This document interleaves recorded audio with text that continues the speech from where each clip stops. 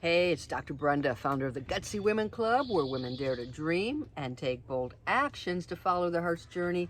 Hey, please subscribe below. I'd love for you to follow along on this incredible journey. I'm out RVing with my 3 cats. I'm in Washington State, where finally I have some sunshine. It's been a couple of weeks, more than a couple of weeks, like 5 weeks without sunshine. So I am really excited to be here today. The cats have been clamoring to come out, and of course, now it's later in the day, later in the morning. They're all ready to go nappy, so they're back inside, but maybe they'll come in and out and visit us. So today I want to talk about 3 habits that can sabotage, derail, put your dreams off to the side, can just really mess you up, okay? 3 habits. And I'll talk a little bit about habits. So what got me into this is I'm working on a workshop for members of my Gutsy Women Club, gutsywomen.club, and we're going to be focusing on habit hacking. Okay, little tricks, and that's often what it comes down to, little tricks to disrupt those bad habits, replace them with some better habits. So that got me thinking about, in terms of, what happens with women in terms of chasing after their dreams. What is it that derails them? And a habit is just a routine, a behavior that you tend to repeat. It's just like your first response to something is a habit. And hello, Coco. So hopefully I won't have to go chasing after her when she starts to dig under the floor here. She's been good today. She's been good. So a habit is just a routine. It's got a cue, a trigger, something sets it off. That's the routine, and then there's a reward at the end. So there's some type of reward you get out of that. 3 habits that really derail women. Okay, the first of these is negative self-talk. Okay, so I've got a friend, for instance, and she says, "Oh, I'm such a dummy." Don't ever call yourself a dummy. Don't ever put yourself down. I mean, we're not experts on everything. I mean, I'm a dummy in certain fields, and I mean, you could ask me about nanotechnology and I have no idea what's going on, okay? We're not dummies. We just have our own skill sets, and you see this happening all the time. So think about the last time somebody gave you a compliment, and I hope it was, within the last week, maybe the last month, but think about when somebody gave you a compliment and said, "Oh, well, you're looking really good," or I had a friend visit, and she's like, "You're looking really good," and I'm like, "Thank you." But a lot of people will be like, "No, I still have some weight to lose, and my hair's kind of not great, and my clothing, I need some new clothes." So the first thing a lot of women do is almost apologize. They receive a compliment and they say, "Oh no, I'm not that good at it. It's not that great. It's you know what? Embrace your greatness, embrace your superpowers. We are all really terrific at one thing or another. Some are terrific at 100 things, some are terrific at 5 things. It just doesn't matter. But don't talk to yourself negatively. You wake up in the morning and say, "Hey, there I am ready to go." Affirmations can really help you switch your mindset. I mean, a lot of this is brought on in childhood, where maybe we don't have the positive forces that other people have, and we begin to believe that we're slower, not as smart, lazier. I mean, you put all those negative connotations that maybe came from your parents or came from friends, and you start to absorb that internally, and it's like, nope, I got to stop doing that.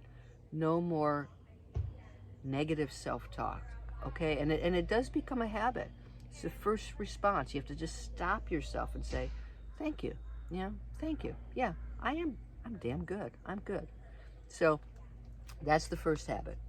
The second habit is somewhat related, and this, I've been thinking about this one a lot because I'm good friends with a woman who's a soul empowerment coach. Hey, Janine, if you're out there watching. And she talks about people pleasing, reformed people pleasers.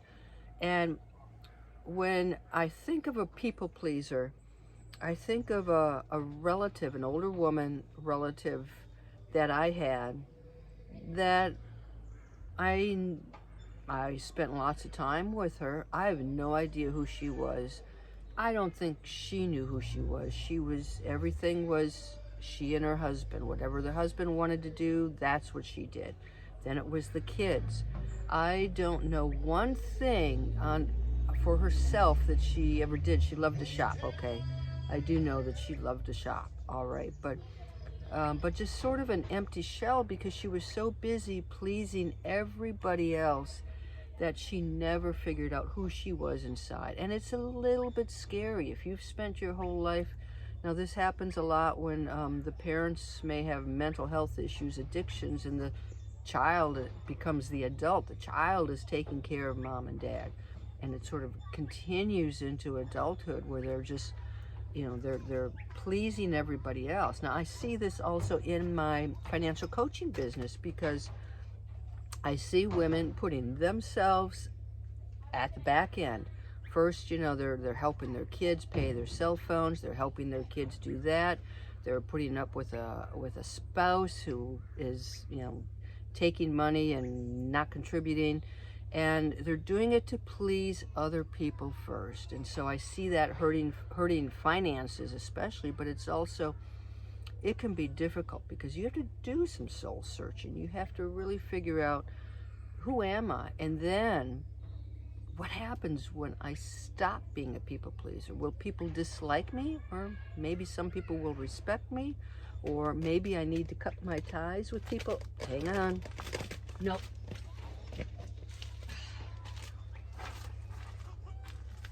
Coco, you're naughty.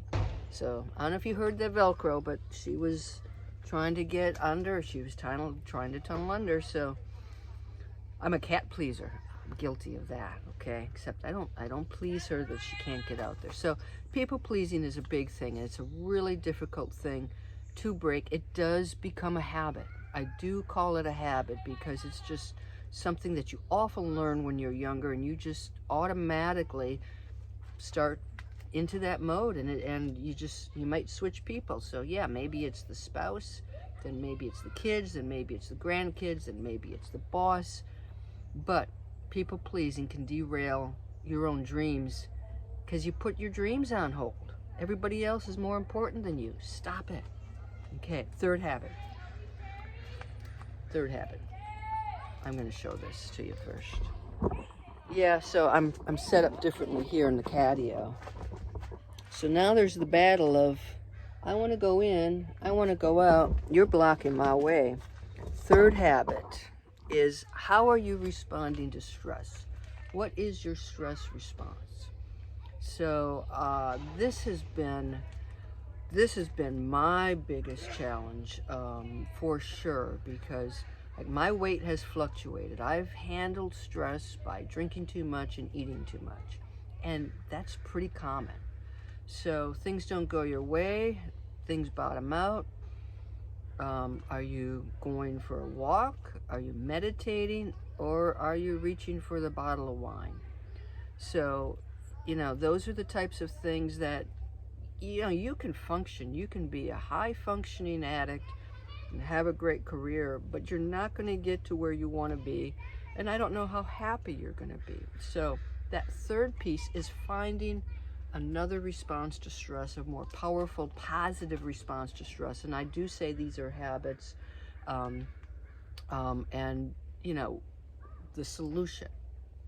Okay, now, there are lots and lots of solutions, and hey, come on into Gutsy Women Club and we'll talk more about habits and how you can replace them.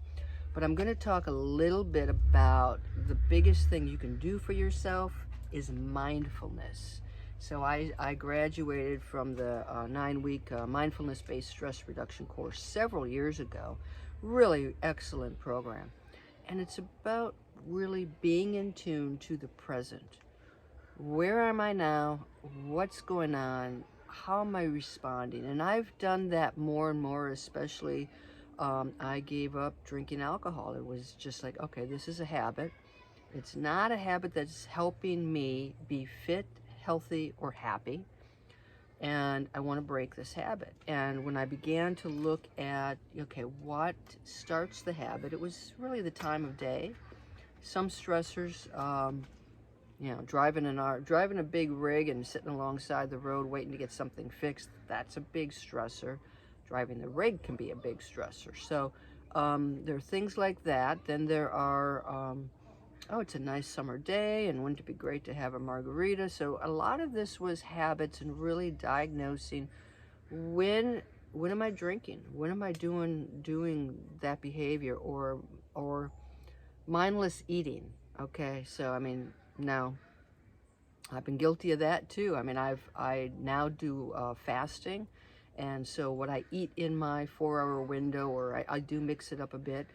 It varies, and if I want to eat a bag of potato chips, I can do that. I can't do that all the time, but once in a while, I can do that.